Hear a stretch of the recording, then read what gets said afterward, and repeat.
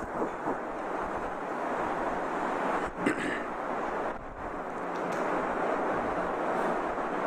الحمد لله نحمده ونستعينه ونستغفره ونؤمن به ونتوكل عليه ونعوذ بالله من شرور أنفسنا ومن سيئات أعمالنا من يهده الله فلا مضل له ومن يضلله فلا هادي له وأشهد أن لا إله إلا الله وحده لا شريك له وأشهد أن محمدا عبده ورسوله اللهم صل على محمد وعلى آل محمد كما صليت على إبراهيم وعلى آل إبراهيم إنك حميد مجيد اللهم بارك على محمد وعلى آل محمد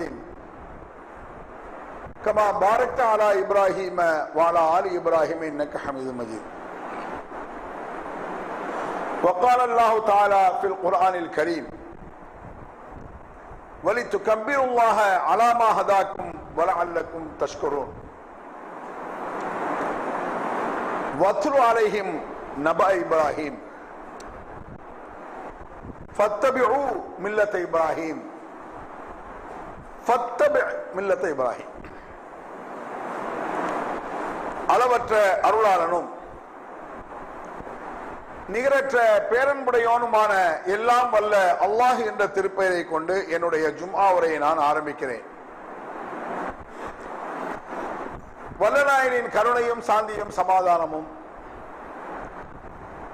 நம் உயிரிலும் மேலான நபிகள் பெருமகனார் ரசூலுல்லாஹி ஸல்லல்லாஹு அலைஹி வஸல்லம் அவர்கள் மீதும் அவர்களின் உற்றார் உறவினர்கள் மீதும் அவர்களின் அன்பு தோழர்கள் சஹாபா பெருமக்கள் மீதும் நம் எல்லோரின் மீதும் என்றும் உண்டாகட்டுமாக. அன்பிற்குரிய பெரியவர்களே, தாய்மார்களே, சகோதர சகோதரிகளே, நான் முதலில் ஓதிய வசனம் வலிதுகப்பிருல்லாஹ அலா மா ஹதாக்கும் வலஅல்லக்கும் தஷ்குரூன் என்ற இந்த வசனம் திருமறை குர்ஆனில் 2 இடங்களில் அல்லாஹ் தஆலா கூறுகிறார். இதனுடைய பொருள், அல்லாஹ் உங்களுக்கு ஹிதாயத்தை காட்டியதற்காக, நேர்வழியை காட்டியதற்காக அவனை நீங்கள் பெருமைப்படுத்துங்கள், அல்லாஹு அக்பர் என்று சொல்லுங்கள். அல்லாஹ் மிகப்பெரியவன் என்று நீங்கள் சொல்வதற்கு முதல் காரணம் அவன் உங்களுக்கு நேர்வழியை தந்திருக்கிறான் என்பதுதான் என்று திருமறை குர்ஆன் சொல்லுகிறது. இந்த வசனத்தை திருமறை குர்ஆனில் 2 இடத்தில் அல்லாஹ் கூறுகிறான். ஒன்று நோன்பு பெருநாள், அது சம்பந்தப்பட்ட விஷயங்களை கூறும்போது இந்த வசனம் இருக்கிறது. இன்னொன்று ஹஜ் பெருநாள், அது சம்பந்தப்பட்ட விஷயங்களை கூறக்கூடிய இடத்துல இந்த வசனம் இருக்கிறது. 2 பெருநாள் பற்றிய விஷயங்களை கூறும் இடத்தில் இந்த 2 வசனம், ஒரே வசனம் 2 இடத்தில் இருக்கிறது. அல்லாஹ்வை பெருமைப்படுத்துவதற்கு காரணமே அல்லாஹ் உங்களுக்கு ஹிதாயத்தை காட்டியதற்காகத்தான் அப்படின்னு குர்ஆன் சொல்லுது. ரமலான் பற்றிய விஷயங்கள் ஓரளவு நாம் விளங்கி இருக்கிறோம், பல வசனங்களை கேள்விப்பட்டு இருப்போம்.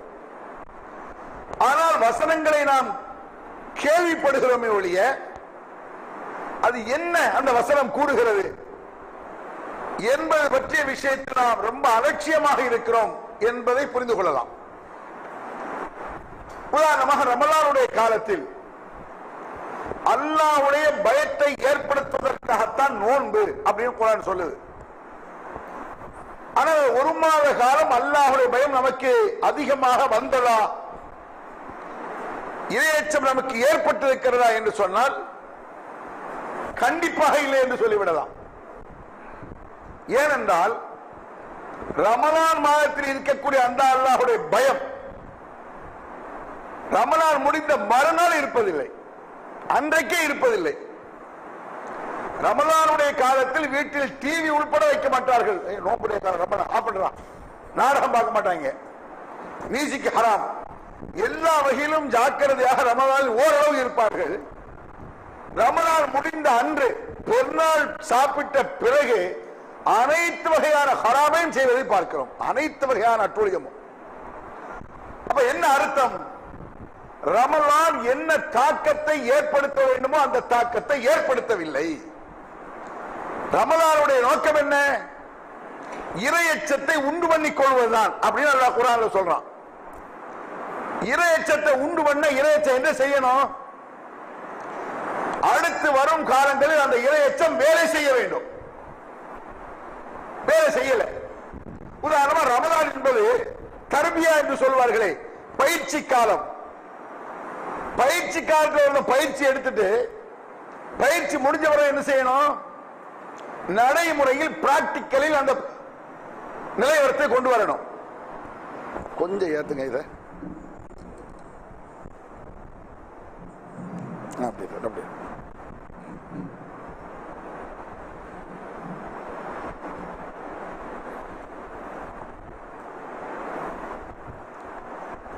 பயிற்சி காலத்தில் ஒரு பயிற்சியை எடுத்துவிட்டு அதன் முடிந்த பிறகு பிராக்டிக்கல் என்று சொல்கிற நடைமுறையில் அதை செயல்படுத்த வேண்டும். இல்லை என்றால் அவனை முட்டாள் என்றுதான் உலகம் சொல்லும். இதை புரிந்து கொள்வதற்காக ஒரு போலீஸுக்கு ட்ரைனிங் எடுக்கிறான், பயிற்சி எடுக்கிறான். எப்படி ஷூட் பண்றது, கலவரத்தை எப்படி கட்டுப்படுத்துவது, திருடரை எப்படி ஓடி போய் பிடிக்கிறது, இதெல்லாம் போலீஸ் ட்ரைனிங்ல எடுப்பான். போலீஸ் ட்ரைனிங் எடுத்து அவன் இன்ஸ்பெக்டர் ஆகி போலீஸ் ஸ்டேஷன்ல உட்கார்ந்து இருக்கான். ஒரு திருட்டு ஓடுறான். சார் ஒரு திருட்டு ஓடுறா சார், ஓடி போய் பிடிக்க சார். நான் ட்ரைனிங்ல ஓடிட்டேன் அப்படின்னு உட்கார்ந்து ஒரு முட்டாள். ட்ரைனிங்கில் ஓடியதை நடைமுறையில் செயல்படுத்தாவிட்டால் ஒரு முட்டாள் என்று சொல்லுகிறோம். ராணுவ பயிற்சி எடுக்கிறான், ராணுவத்தில் சேர்கிறான். ஒரு நாட்டிற்கும் இன்னொரு நாட்டிற்கும் போடும் பொழுது அதை பயன்படுத்த வேண்டும். ஆக ட்ரைனிங்கில் பயிற்சியில் எதை எடுக்கிறானோ அதை நடைமுறைப்படுத்தாவிட்டால் அவனை விட ஒரு முட்டாள் உலகத்திலேயே என்று சொல்லிவிடலாம். அதுபோல ரமலானுடைய காலத்தில் இறையச்சத்தை பயிற்சியாக எடுக்கிறோம். இறையச்சத்தை எடுத்த பிறகு பயிற்சி காலம் முடிந்த பிறகு அதற்கு பிறகு நாம் தவறு செய்கிறோம் என்றால் ரமலானில் பயிற்சி எடுத்தது வேஸ்ட். வேற என்ன? ஏன் பயிற்சி எடுக்கணும்? வரணும். ரமலானில் வந்த இறையச்சத்தை அடுத்து வரும் காலங்களில் பயன்படுத்தத்தான் ரமலான்.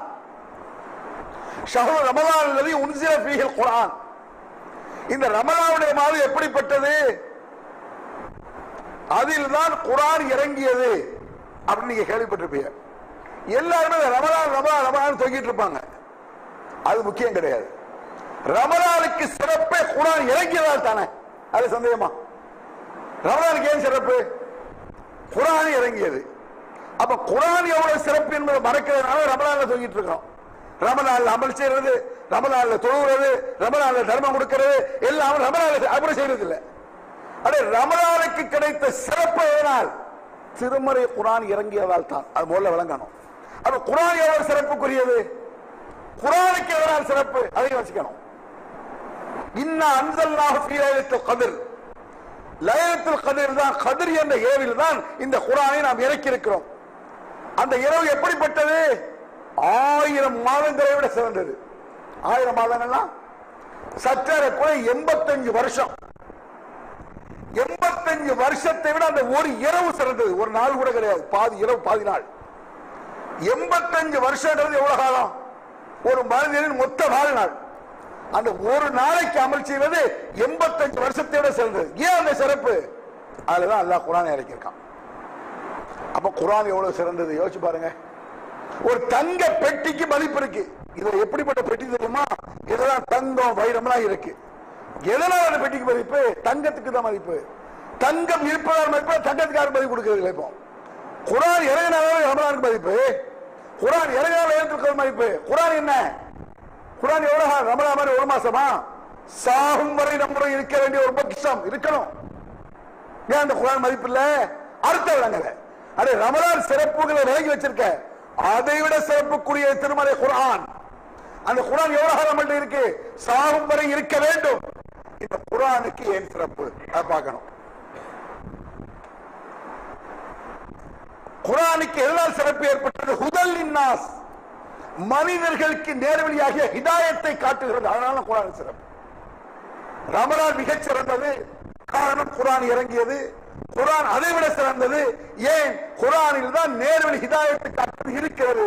அப்ப அந்த ஹிதாயத் எவ்வளவு பெருசு, நேர்வழிங்கிறது. அதற்காக அல்லாஹ் அக்பர் என்று சொல்லுங்கள் அப்படின்னு குர்ஆன் சொல்லுது. வலிதுகப்பிருல்லாஹ் அலா மா ஹதாக்கும், அல்லாஹ் உங்களுக்கு ஹிதாயத்தை காட்டியதற்காக அவனை நீங்கள் பெருமைப்படுத்துங்கள். இந்த ஹிதாயத் எப்பேற்பட்டதுங்கிறதுக்கு நிறைய சாம்பிள் இருக்கு. சரியா? குர்ஆன்ல பாருங்க, பல நபிமார்களை பற்றி குர்ஆன் அல்லாஹ் சொல்லியிருக்கான். பல லட்சக்கணக்கான நபிமார்கள் பற்றி குர்ஆனில் சொல்லப்படவில்லை. மின்ஹும் மன் கஸஸ்னா அலைக வ மின்ஹும் மன் லம் நக்ஸுஸ் அலைக. பல ரசூல்மார்கள் பற்றி திருமலை குர்ஆன் சரித்திரம் சொல்லப்பட்டிருக்கிறது. பல ரசூல்மார்கள் பற்றி திருமலை குர்ஆனில் சொல்லப்படவில்லை. அதில் மிக குறிப்பான ரசூல்மார்கள் அப்படி யாருன்னு சொன்னா இப்ராஹிம் அலைஹிஸ்ஸலாத்து வஸலாம் அவர்கள். அடுத்து பக்ரீத் வரப்போது, ஹஜ் பெருநாள், அது பற்றி திருமலை குர்ஆன்ல பாருங்க. வத்லு அலைஹிம் நபா இப்ராஹிம், நபியே இப்ராஹிமுடைய சரித்திரத்தை இந்த மக்களுக்கு கூறு. ஃபத்தபிஉ மில்லத இப்ராஹிம், இப்ராஹிமுடைய வழிமுறைகளை பின்பற்ற வேண்டும் என்று சொல். வத்தபிஉ மில்லத இப்ராஹிம், நபியே நீரும் இப்ராஹிம் நபியை பின்பற்று. வத்தஹ அல்லாஹ் இப்ராஹிம், இப்ராஹிமை அல்லாஹ் தன் உற்றதோழனாக ஆக்கிக் கொண்டான். வத்தஹிது மின் மகாம் இப்ராஹிம்,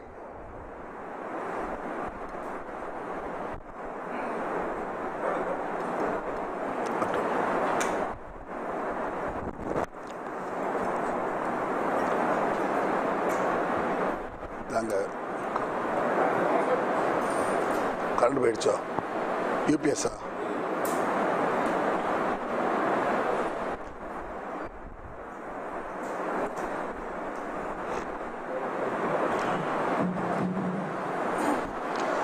திருமலை குர்ஆனில் பல சில நபிமார்கள் பற்றி கூறினாலும் இப்ராஹிம் அலைஹிஸ்ஸலாத்து வஸலாம் அவர்கள் பற்றி தனிப்பட்டு கூறுகிறான். வத்லு அலைஹிம் நபா இப்ராஹிம், இப்ராஹிமுடைய வழிமுறைகளை பின்பற்று.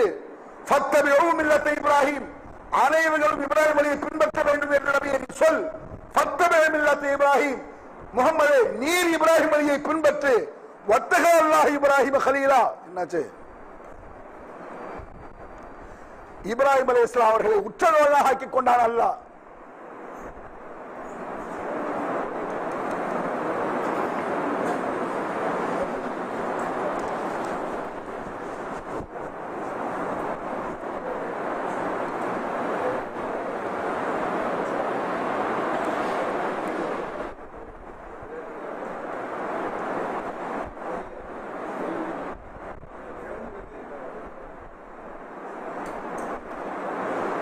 எதிர்பாரா மிஸ்டேக்கா?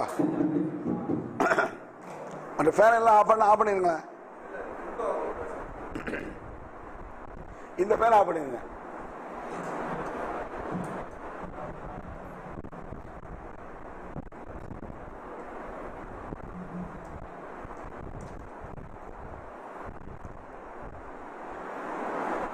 ஆக இப்ராஹிம் அலைஹிஸ்ஸலாத்து வஸலாம் அவர்கள் பற்றி பல வசனம் திருமலை குர்ஆனிலே கூறுகிறான் அல்லாஹ். வத்தஹ அல்லாஹ் இப்ராஹிம கலீலா, இப்ராஹிமை அல்லாஹ் தன் உற்ற தோழனாக ஆக்கிக் கொண்டான். வத்தஹிது மின் மகாம் இப்ராஹிம், இப்ராஹிம் நின்ற இடத்தை தொழுமிடமாக ஆக்கிக் கொள்ளுங்கள், இப்ராஹிமை பின்பற்றுங்கள் என்று பல்வேறு வசனங்கள் திருமலை குர்ஆனில் இருக்கின்றன. இந்த அளவுக்கு மாபெரும் மகத்தான மதிப்பை பெற்ற இப்ராஹிம் அலைஹிஸ்ஸலாம் அவர்களை பெற்றெடுத்த தகப்பன் ஹிதாயத் பெறாத வழிகேடர் அப்படின்னு குர்ஆன் சொல்லுது. இவ்வளவு சிறப்பு மிக்க இப்ராஹிம் அலைஹிஸ்ஸலாம் அவுலன் நாஸ், இப்ராஹிம் நபி நாங்கள் உரிமையோடு பின்பற்றுவோம் என்று முஸ்லிம்கள் சொல்கிறார்கள் அல்லாஹ் குர்ஆன்ல. உரிமை சம்பந்தப்பட்டதுங்கிறான் அல்லாஹ். பெற்ற தகப்பனுக்கு அந்த பாக்கியம் கிடைக்கிற சாதாரண விஷயமா இது? இப்ராஹிம் நபிக்கு நமக்கு எந்த சொந்த பந்தமும் கிடையாது. நாமெல்லாம் இப்ராஹிம் வழி நடக்கிறோம். பெற்ற தகப்பன் வழிகேட்டின் உச்சத்தில் இருந்தார். என்ன சொல்றான் அல்லாஹ்? ஏன் இப்ராஹிம் அலைஹிஸ்ஸலாம் அவர்களுக்கு இவ்வளவு சிறப்பு? உலகம் அழியும் வரை இப்ராஹிம் அலைஹிஸ்ஸலாம் பற்றிய நினைவுகள் இருக்குது.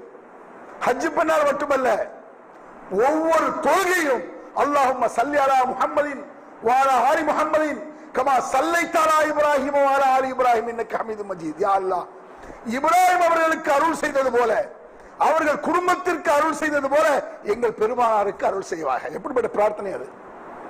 அல்லாஹ்விடத்தில் நபிகள் பெருமானாருக்கு நாம் பிரார்த்திக்கிறோம். ஸலவாத் என்ன? ஸலவாத் என்பது அல்லாஹ் நபிகள் பெருமானாருக்கு அருள் செய்வாயாக என்று கேட்கக்கூடிய ஒரு துஆ. அந்த துஆவின் வார்த்தை எப்படி இடம்பெறுகிறது? இப்ராஹிம் நபிக்கு அருள் செய்தது போல எங்கள் நபிகளாருக்கு அருள் செய்ய அல்லாஹ். அவர்களுக்கு உன் கருணை இறங்கியது போல எங்கள் நபிகள் பெருமானாருக்கு இறங்கட்டுமாக. அவர் நபிகள் பெருமானாருக்கு துஆ கேட்பது இப்ராஹிம் நபியை சொல்லித்தான் கேட்க வேண்டும். ஏன்? அப்படிப்பட்ட ஒரு துணிச்சலான பேச்சு, தர்க்க ரீதியான பேச்சு, தெளிவான விஷயங்கள், பண்புகள், தியாகங்கள் சொல்லி மாறாது.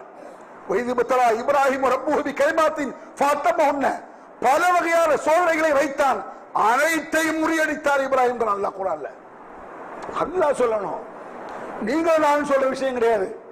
மனிதர்கள் அவுலியாக்களை பற்றி பேசுகிறார்களே அது மாதிரி பற்றி கிடையாது. படைத்த ரப்புல் ஆலமீன் சொல்கிறான், அனைத்து சோதனையிலும் வெற்றி கொண்டார். ஒரு சோதனையில் கூட பின்வாங்கவில்லை, ஒரு சோதனையில் கூட அவர் சிக்கல் ஏற்படவில்லை, பிசிறு நட்டவில்லை அவரிடத்திலே, அனைத்தையும் முறியடித்தார். எப்படிப்பட்ட பேச்சுக்கிறீங்க நீங்க? யா அபதி லா தஅபுது ஷைத்தான், சொல்ல முடியுமா? தந்தையே ஷைத்தானை வணங்காதீர்கள் என்றார். தான் கடவுள் மாதிரி உயிருக்கு மேல வணங்கிட்டு இருக்கான், தந்தை வணங்கிட்டு இருக்காரு, கடவுள்னு கும்பிட்டு இருக்காரு. அவர்கிட்ட போய்கிட்டு ஏத்தா ஷைத்தானை போய் வணங்குகிறீர்கள் நாம சொல்ல முடியுமா? நம்ம அத்தா இருக்காரு, நம்ம அத்தா ராகுல் தர்காவே யா ஷாவுல் பாஷாவேங்கிறாரு, கிட்ட போயிட்டு ஏத்தா ஷைத்தானை கூப்பிடுங்கன்னு சொல்லுவீங்களா? ஷாவுல் பாதுஷா ஷைத்தான் அல்ல, உன்னடக்கு ஒன்று வழங்கிடக்கூடாது.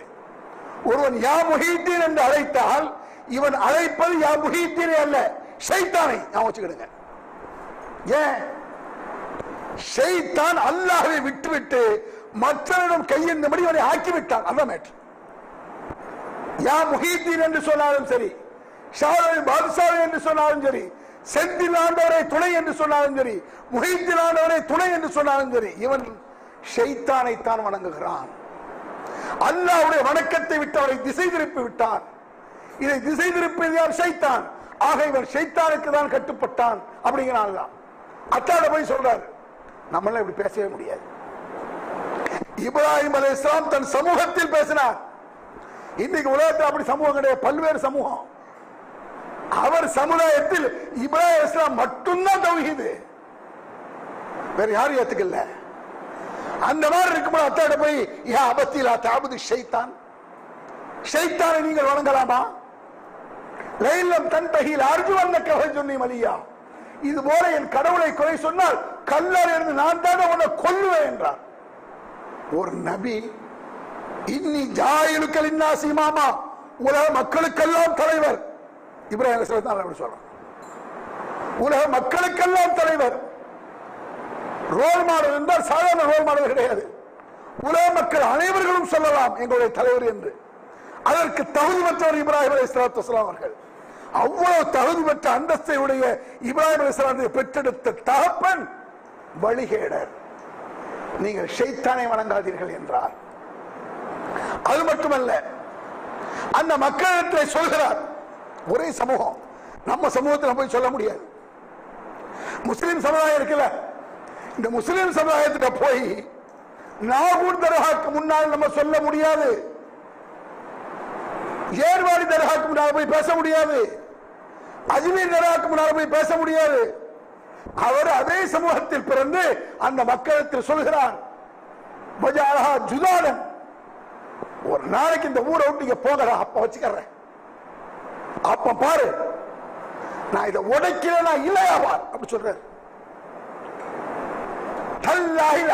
அஸ்லாமக்கும், அல்லாஹ் மீது ஆணையாக இந்த சிலைகளை நான் உடைப்பேன் என்றார். குர்ஆன்ல இருக்கு.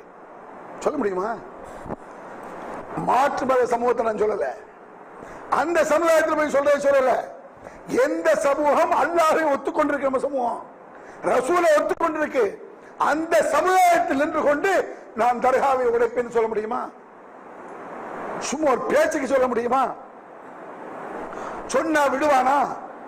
இவர் சொன்னார், இப்ராஹிம் அலைஹிஸ்ஸலாம், இன்ன இப்ராஹிம கான உம்மத்தன், இந்த இப்ராஹிமே ஒரு சமுதாயம் அப்படிங்கிறான். சமுதாயம் என்ன? லட்சக்கணக்கான மனிதர்கள் உறுப்பினராக இருக்கிறத ஒரு சமூகம், ஒரு கூட்டம்.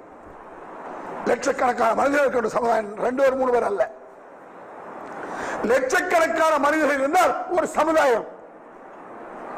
இப்ராஹிம் தனி நபரே ஒரு சமுதாயம்.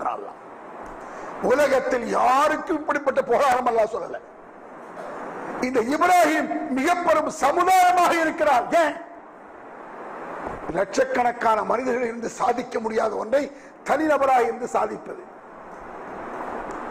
அனைத்தையும் அடித்து நொறுக்கி விட்டார். நொறுக்கிட்ட என்ன நடக்கும்? ஆட்டோமேட்டிக்கா இருந்தாலும் இழுத்து விளாண்டுவான்.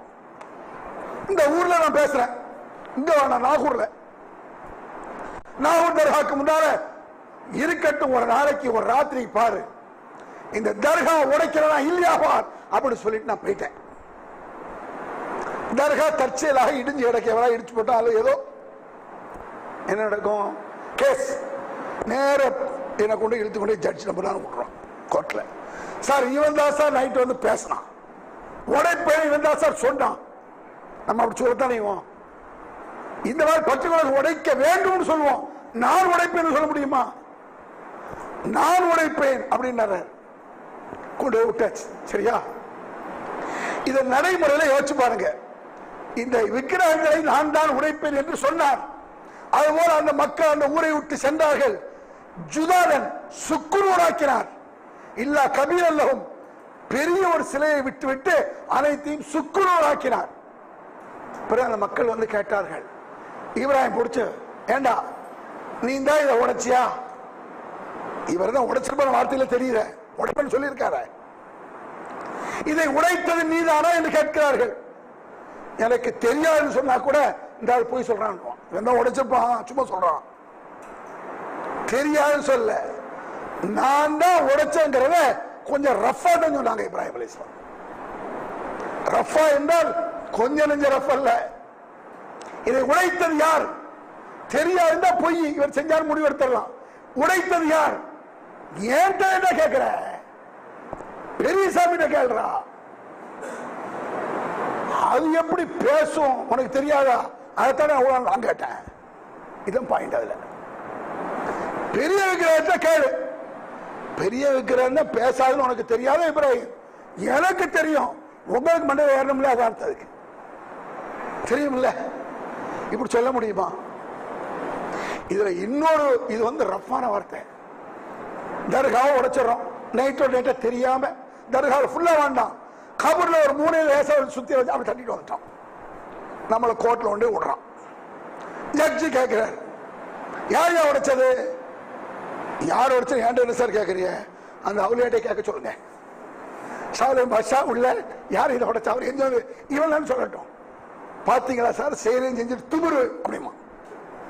அவனை பொறுத்தளவுக்கு இது திமிரு. நம்மை பொறுத்தளவுக்கு அப்படியாவது மண்டையில உரைக்கட்டும் கேட்கிறது இப்ராஹிம் அலைஹிஸ்ஸலாம்.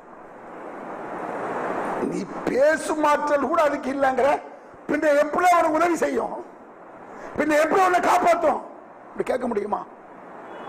லட்சக்கணக்கான மனிதர்கள் எல்லாம் திரண்டால் கூட முடியலையே. கூட்டம்னு வரும் பொழுது ஒரு தைரியம் வரும் யாருக்கும். 1 நம்பர் கோலை கூட பயந்தவன் கூட ஒரு 1000 பேர் போலீஸ்காரன் எதிர்ப்பான். வெறுமன கான்ஸ்டபிள மட்டும் இல்ல, வாட்ச்மேனை பார்த்தாலே போலீஸ் ஓடுறவன் இருக்கான். அவன் பின்னாலே ஒரு 5000 பேர் தான். இல்ல இன்ஸ்பெக்டர் என்னடா அப்படிமா, பின்னால் 2 லட்சம் பேர் என்ன போதும். கலெக்டர் வாயாங்க என் பாய் என் 50 லட்சம் விரல மரே வாடா அப்படிங்கிறான். 50 லட்சம் பின்னாலைக்கு வாடா. அவனும் வாங்க கேட்டு வந்துருவான். ஏன்? கூட்டம் பெருக பெருக ஒரு துணிச்சல் வரும், எதிரிக்கு பயம் வரும். யாருமே பின்னால இல்லையே இப்ராஹிம் அலைஹிஸ்ஸலாத்துக்கு. அப்போ ஒரு சமுதாயம் தான், கோடிக்கணக்கான மக்களுக்கு சமபவர். இன்ன இப்ராஹிமக்கான உம்மத்தன், அவர் ஒரு சமூகமாக இருந்தார். ஏற்கனவே நான் தான் உடைச்சேன்னு சொல்றதுக்கு முன்னால ஒரு வேலை செஞ்சாங்க இப்ராஹிம் அலைஹிஸ்ஸலாம். சாதாரண வேலை கிடையாது. ஹல்லலா தாக்குலூன் வமாலக்கும் லா தன்திகூன் ஃபலரபு வர்பன். அந்த விக்கிரகங்கள் முன்னிலையில் நின்று அவர் என்ன கேட்டார் தெரியுமா? சாப்பிட மாட்டீர்களா என்றார். சாப்பிட மாட்டீங்கன்னா என்ன? நாகூர் தர்காக்கு ஒரு பழக்குறவை தூக்கிட்டு போறான் அப்படி வச்சுக்கோங்க. நாகூர் தர்காக்கு இது யார் பேர்ல வேண்டிருக்கீங்க? ஷாலூம் பாஷா பேர்ல.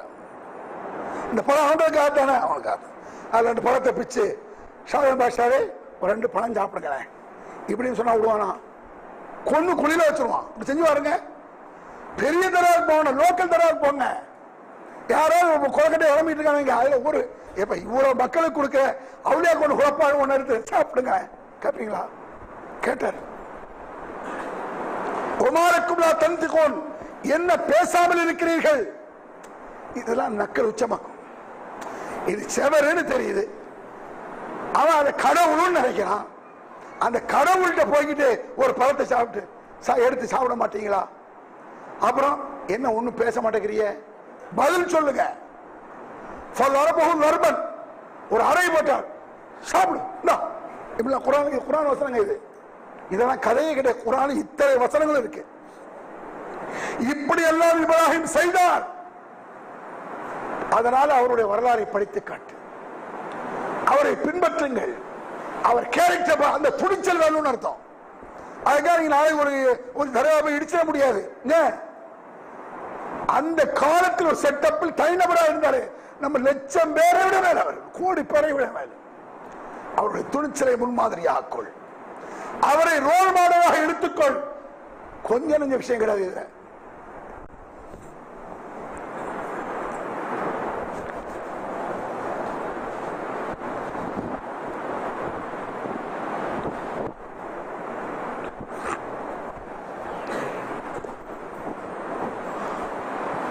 அன்பிற்குரிய சகோதரர்களே, திருமறை குர்ஆனில் மாபெரும் அல்லாஹ்வுடைய பாராட்டை பெற்றவர்கள் இப்ராஹிம் அலைஹிஸ்ஸலாத்து வஸ்ஸலாம் அவர்கள். இது ஒரு துணிச்சல் சமாச்சாரம். இது துணிச்சல் மட்டுமல்ல, தியாகம் உச்சகட்டமானது. துணிந்து நிற்பது பெரிய தைரியமா நிற்கலாம். அல்லாஹ்விடத்தில் சரண்டர் ஆவது, அந்த ஆணவம் தீவிர தைரியம் அல்லாஹ்விடத்தில் சரண்டர். யா அல்லாஹ், எந்த அளவுக்கு சரண்டர்? கதையா நீங்க கேள்விப்பட்டிருப்பீங்க. மகனை அறுத்து பலியிடம் வந்தார், அறுத்தார்கள். அது அறுபட மாட்டேன் என்றது. உடனே கோபத்திலே கத்தியை கொண்டு பக்கத்தில் இருந்த பாறையை அறுத்தார். அது 2ஆக பிறந்து. இதெல்லாம் ரீல் அப்படி கிடையாது. அறுக்க முன் வந்தார். அதுதான் குர்ஆன் சொல்லுது. இது அறுக்க முன் வந்தாருங்கிற யாராவது யோசிச்சு பார்த்திருக்கமா? எனக்கு அப்படி ஒரு கட்டாயம் வந்தால் நான் என் மகனை அறுப்பேனா? அப்படி யோசிச்சு பாருங்க. ஒரு 10,000 ரூபாய்க்கு ஆடவைங்க அறுக்கிற பெருசா நான் கேட்கிறேன். 10,000 ரூபாய், 1,500 ரூபாய் ஒரு குர்பான் ஷேர். 1,500 600 மாட்டுக்கு ஒரு ஷேர். இது ஒரு அமௌண்டா நான் கேட்கிறேன். யாரால கொடுங்க? வந்திருக்க எல்லாராலையும் முடியும். 10,000 ரூபாய் ஆடு வேண்டவங்க நிறைய இருப்பீங்க சாதாரணமா. 1,500 ரூபாய் மிக சாதாரணமா கொடுத்தலாம். 1,500 அமௌண்டே கிடையாது. அது பெருசா நான் கேட்கிறேன். ஆட்டையும் மாட்டையும் அறுப்பது அல்லாஹ்வுடைய நோக்கம். உன் மகனை அறுத்து பலியிட வேண்டும் என்று அல்லாஹ் சொன்னால் செய்வேன் என்ற உணர்வு வர வேண்டும் என்பது நோக்கம். நம்ம பிள்ளை நம்ம அறுப்போமா? இன்னி அராஃபில் மனாமி அன்னி அல்புஹுக, உன்னை அறுத்து பலியிட வேண்டும் என்று அல்லாஹ் கட்டளையிடுகிறான். என்ன நினைக்கிறாய் மகனே? யாபத்து ஃபல்மா துமர், அல்லாஹ் சொன்னதை செய்யுங்கள், பொறுமையாக கழுத்தை தருவேன் என்றார். இதோ தயார். சாத்தியமா இது? இப்படி முடியுமா? 90 வயது முதிர்ந்த நிலையில் ஒரு பையன் ஒரு ஓடி ஆடி விளையாடி சம்பாதிக்கும் வயது ஒரு 17-18 வயசு.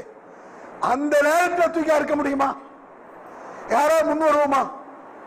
சரி, நம்ம முன் வந்துட்டோம். நம்ம பசங்களை 7 பையன் இருக்கான், ஒரு ரொம்ப தருதல, அவன் வேணா அல்லாஹ்வுக்கு முன் வந்துட்டோம். பையன் தயாராகனா சத்தஜினி இன்ஷா அல்லாஹ் மினஸ் சாபிரீன், நான் பொறுமையாக களத்தை தருவேன் என்றாராம். அப்ப நீங்க ஆடை அறுக்கிறீங்கன்னா ஆடை அறுக்கிறது கிடையாது. இந்த இடத்தில் நான் ஆடை அறுக்கிறேன் என்றால் என் மகனை அறுக்க வேண்டும் எனக்கு அல்லாஹ் கட்டளையிட்டால் அறுப்பேன். என் தந்தைக்கு இப்படி ஒரு கட்டளை வந்தால் என் தலையை கொடுப்பேன். இந்த உணர்வு வரலன்னு வைங்களேன், குர்பானி வேஸ்ட். 10,000 குர்பானி பெருசு கிடையாது. பார்க்கணும், சில ஊர்கள்ல மட்டமான புத்தி மனுஷனுக்கு இருக்குங்க. மட்டமான புத்தி. 15,000 ரூபாய்க்கு ஆடு வாங்கலாம். 15,000. கீரை எவ்வளவு வரும்? 15 ரூபா வரும் கீரை. இந்த கீரைய பக்கத்து கடையில் யாரும் தெரியாம பண்ணிட்டு வரும். 15 ரூபா கீரைய 15,000 ரூபாய்க்கு ஆடு கொடுக்கவன் கூட சில்லத்தரமான புத்தி மார்க்கம் தெரியல. உயிரை கொடுக்க முன்வர போல இந்த 15 ரூபாய் கீரை என்ன வந்துடும்? இந்த ரமலான்ல நீங்க பார்க்கலாம், ஹாஜியாரா இருப்பாரு, 30 நாளைக்கு கஞ்சி ஏஞ்சவன 50,000 ரூபாய் கொடுப்பாரு. அந்த 27 அன்னைக்கு நேர்சை வருவாங்கல்ல, நேர்சை தேங்காய் பழம் எல்லாம், அதுல சண்டை வந்து எனக்கு என்ன ஒரு பங்கு, என் பேர 2 பங்கு, எனக்கு 1.5 போறோம். 50 புத்தி, அது மட்டமான ஒரு புத்தி. அது மார்க்கம் தெளிவாக தெரியுமானால் என் உயிரையே கொடுக்க போறேன், ஏமாத்திரம் இது. என் பிள்ளையின் உயிரையே எடுக்க போறேன், ஏமாத்திரம். யோசிச்சு பாருங்க. இப்ராஹிம் அலைஹிஸ்ஸலாமுடைய முன்மாதிரி என்பது சாதாரண விஷயம் கிடையாது. ஒரு இடத்துல அல்லாஹ் சொல்றான், அது காலத்திலக்கும் இப்ராஹிம் உஸ்வத்துன் ஹஸனா. இப்ராஹிம் நபியிடத்தில் உங்களுக்கு அழகிய முன்மாதிரி இருக்கிறது. இல்லா கௌலி இப்ராஹிம் அலி அபிஹி அஸ்தக்ஃபிரு லக. அதே நேரத்தில் இப்ராஹிம் தன் தந்தைக்கு ஒரு வாக்கு கொடுத்து பாவ மன்னிப்பு தேடுவேன் என்று சொன்னாரு, அது அல்ல. இதுல என்ன பேட்டுனா, இவ்வளவு சிறப்பு மிக்க இப்ராஹிமாக இருந்தாலும் சரி,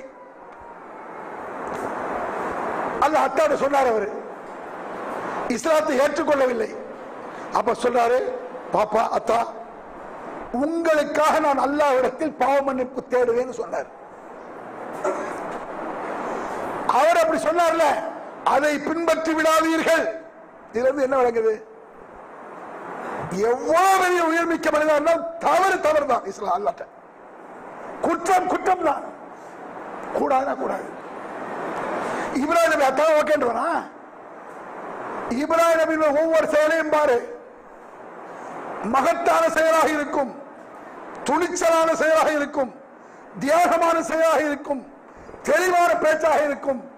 அவரிடத்தில் ஒரு வார்த்தை வந்து விட்டது, அத்தாவுக்காக பாவமன்னிப்பு தேடுவேன் என்று பாவமன்னிப்பு தேடுகிறார்.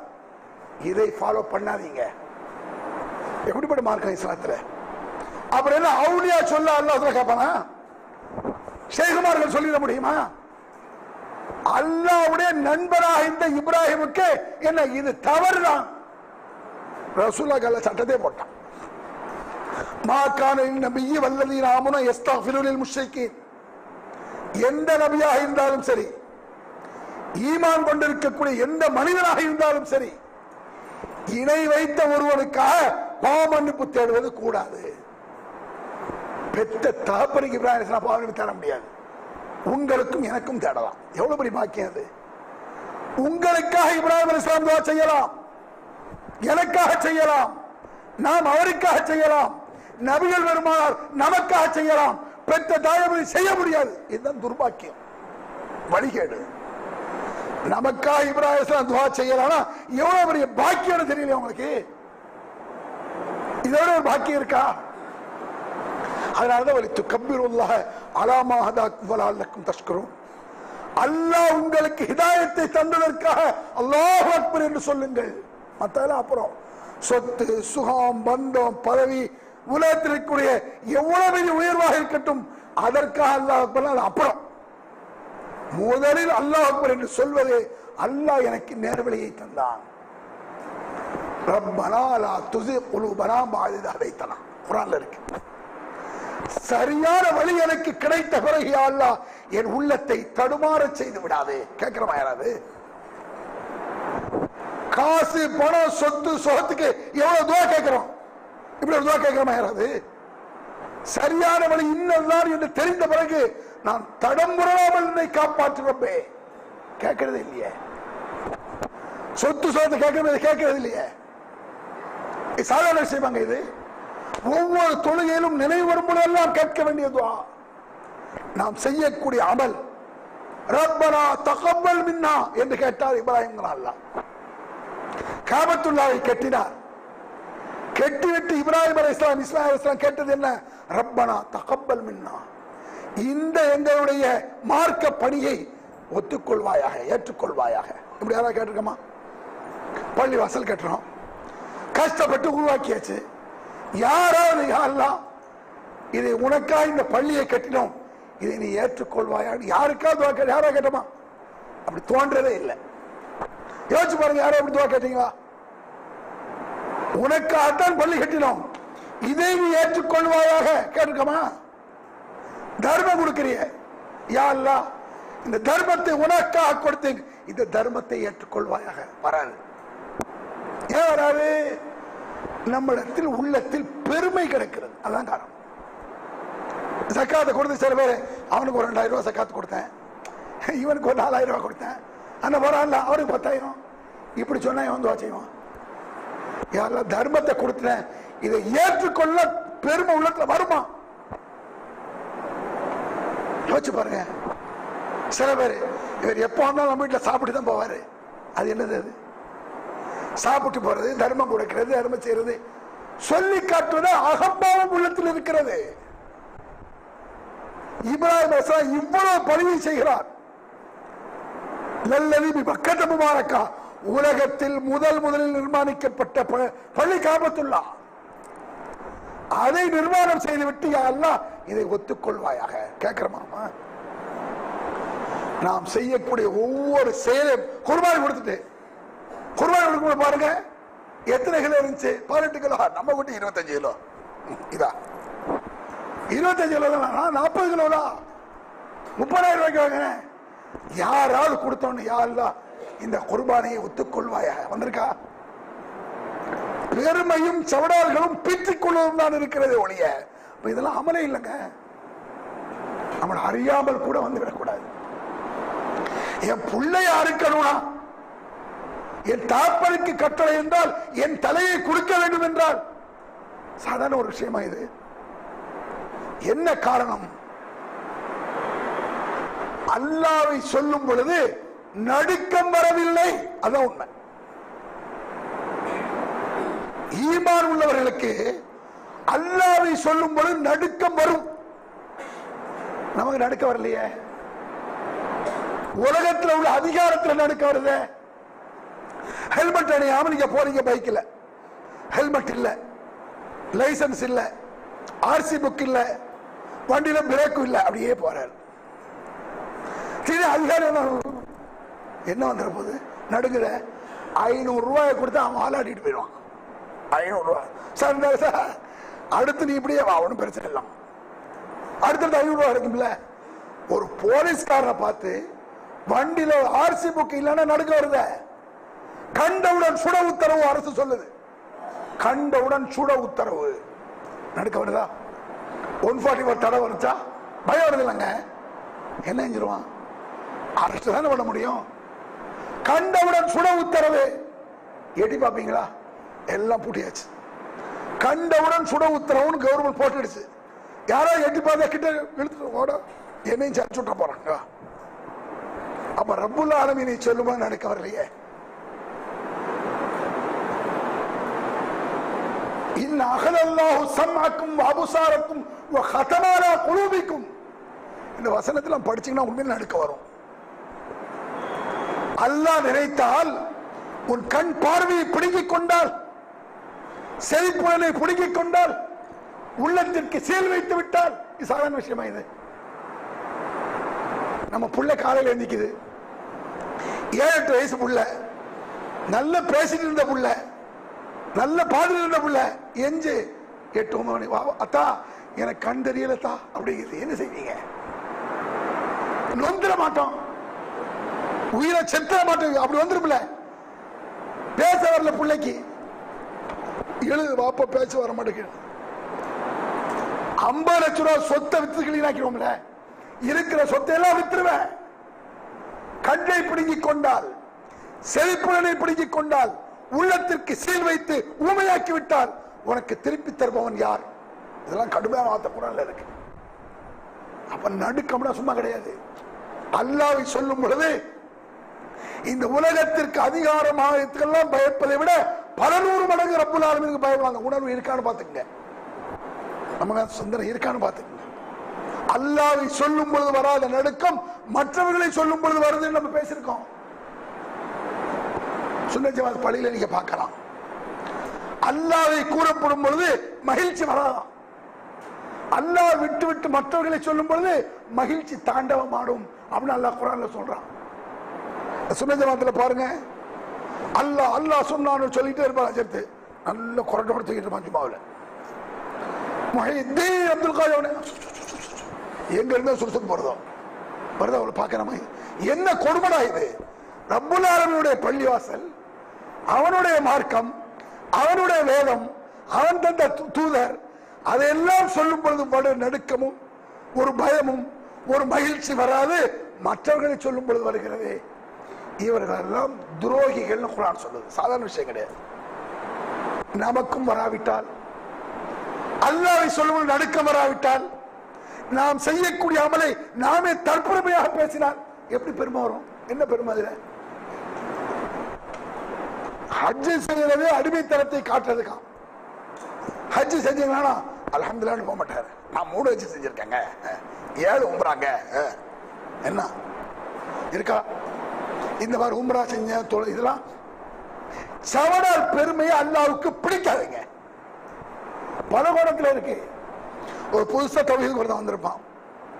அவன் என்ன செய்வான்? ஜி இப்படி தொழுறீங்களா, ஹதீஸ்ல இப்படி வருதுன்னு சொன்னான். நான் 30 வருஷமா தௌஹீதுல இருக்கேன் தெரியுமா? என்ன பெருமை? 100 வருஷமா ஹதீஸை எடுத்துக்க வேண்டியதானே. அப்ப இதெல்லாம் நாம் நம்மை சீர்திருத்த வேண்டிய விஷயம் நிறையவே இருக்கு, கொஞ்சம் நஞ்சம் இல்லை. இது அல்லாஹ்விடத்தில் கேட்கணும். யா அல்லாஹ், என் அமலை ஏற்றுக்கொள்வாயாக, என் உள்ளத்தை சீராக்குவாயாக, ஷைத்தானை விட்டு பாதுகாப்பாயாக, எங்கள் உள்ளங்களுக்கு இடையில் வரக்கூடிய பொறாமைகள் விட்டும் காப்பாற்றுவாயாக. இது வரவே செய்யாது துவா. இந்த துவா ஆற்றி வர்றதில்லை. எங்களுக்குள் இருக்கக்கூடிய கில்லன், கபடு, இத்தனை பேர் இருக்கோம்ல, கூட எல்லாத்தையும் கபடு சூது இருக்கும். கபடு சூது இல்லாத மனுஷன் கிடையாது. யோசிச்சுங்க. ஏன் தெரியுமா? மறுமையில் தான் நாம் கபடை அகற்றுவோம். அல்லாஹ் குர்ஆன்ல மறுமையில கபடு போவோமாமா. கபடு சூது பொறாமை அண்ணன் தம்பி விஷயத்துல இருக்காங்க. அண்ணன் மாசம் 15,000 ரூபாய் சம்பாதிக்காரு, தம்பி மாசம் 50,000 ரூபாய்னா பௌத்த எரியும் இருக்கு. தான் தம்பி சம்பாதிக்கிறது இருக்கா? கூட பிறந்த அண்ணன் தம்பி சம்பாத்தியம் கூடி விட்டால், ஏதோ ஒரு வகையில் அண்ணன் உயர்வாகி விட்டால், பக்கத்து வீட்டுக்காக கபடு சூது உள்ளத்துல கிடைக்க இதை கேட்க சொல்றான். யா அல்லாஹ், இது போன்ற கபடு சூதை விட்டு எங்களை காப்பாற்று. உள்ளத்துல கபடு இருக்கு, ஒழுங்காக்கு. பிறருக்காக நீங்கள் துஆ செய்யுங்கள், உங்களுக்காக மலக்குகள் துஆ செய்வார்கள் என்றார்கள் நபிகள் பெருமானார். இதெல்லாம் நம்மள்ட்ட இல்லையே. அப்படின்னா புரியுதா? உதாரணமாக ஒரு ஆள் ஆக்சிடென்ட் ஆகி கால் உடைஞ்சு ஆஸ்பத்திரியில் போயிட்டார். கேள்விப்பட்டு என்ன செய்வான்? அப்படியா விழுந்தாரா? உள்ளத்துக்குள்ள வேணும், உள்ளத்துக்குள்ள வெளியே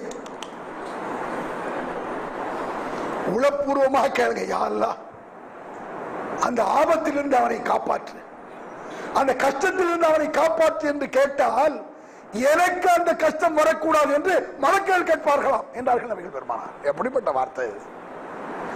இந்த ஹதீஸை உணர்ந்தா பொறாம வருமா உங்களுக்கு? அடுத்த ஆள் துஆ செய்யாம இருப்பீங்களா? அல்லாஹ் உனக்கு உன்னை மிக பெரும் செல்வந்தனாக ஆக்கட்டும் அப்படின்னு உங்களுக்காக துஆ செய்றேன். மலக்குகள் யா அல்லாஹ், துஆ செய்த இவனே செல்வந்தனாக ஆக்கு. மலக்குகள் சொல்றாங்கன்னா அல்லாஹ் சொல்லிதான் செய்யறாங்கன்னு அர்த்தம். எப்பேற்பட்ட மார்க்கம்! கபடு சூது பொறாமை எல்லாம் வேலை செய்யாது. எப்படி கேட்டா ஷைத்தான் நம்மளை கெடுக்க முடியாது. கொஞ்சம் கூட இப்ராஹிம் அலைஹிஸ்ஸலாம் அவர்களுக்கு சஞ்சலம் ஏற்படலையே, பதற்றம் ஏற்படலையே, டென்ஷன் ஆகலையே, ஷைத்தான் அவர்களை மாற்ற வைக்க முடியாது. இதற்கெல்லாம் பிரார்த்தனை, தக்கபல் மின்னா யா அல்லாஹ், இந்த செயலை நீ ஏற்றுக்கொள்வாயா என்று அல்லாஹ்விடத்தில் கேட்டுவிட்டால் பெருமை தலை தூக்காது, கபடு வெளிப்படாது, சூதுகள் ஏற்படாது, கசடுகள் நீக்கிவிடும். ரப்பனா லா துஸிக் குலூபனா, எங்கள் உள்ளத்தை திசை மாற்றி விடாதே. ஈமான் கொண்டிருக்கக்கூடிய எங்கள் உள்ளங்களில் இருக்கக்கூடிய கபடை போக்குவாயாக என்று கேளுங்கள் குர்ஆன் சொல்லுது. அதனால ஏதோ அமல்லாம் 30 நாள் நோம்பிடிக்க வேண்டியது, ஹஜ் பண்ணா ஆட இருக்க வேண்டியது பெஸ்ட்.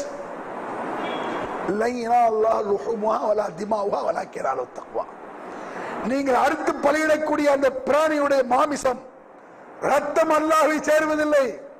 நம்ம தானே சாப்பிடணும். 3 பங்கு வச்சு ஒரு பங்கு அல்லாஹ் பார்சல் பண்ணி விடுறான், 4 கிலோ அல்லாஹ் அனுப்பி விடுறான்.